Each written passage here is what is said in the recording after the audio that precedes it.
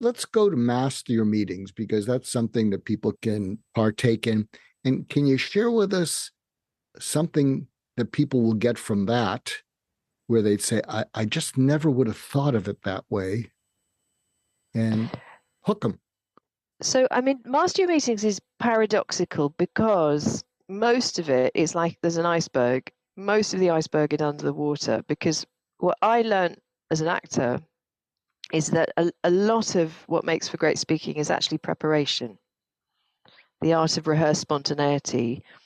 So the paradox of that course is that the first three sections, one is about mindset, the second one is about confidence, the breath, getting centered, tuning up your empathy. And then the third part is purely about voice and getting your voice so that you can feel in control when you speak. It's only the fourth section of that course that actually is about what happens in the meeting.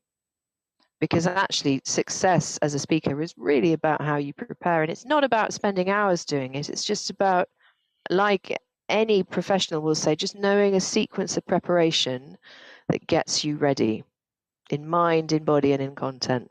And that's really what the course is about. It should be a set of steps that help people to speak calmly, confidently, and in a way that the audience want to listen to as well. Something I love about what you're saying, and again, when I advise speakers or coaches, is I emphasize to them, try to use experience near language versus experience distant language. Because when people can experience what you're saying at the same time they understand it, they're more open to it. But when it's experience distant, they have to think about it, and their minds are already crowded.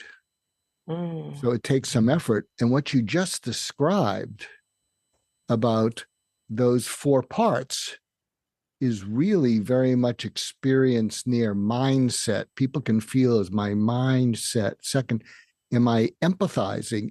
Am I here to be of service? Am I here to make sure that the people attending it get value from it? And then the next step is breathing. It's kind of like get yourself centered physiologically, be ready, be set. And then the last step is go. Yeah, exactly. So visceral.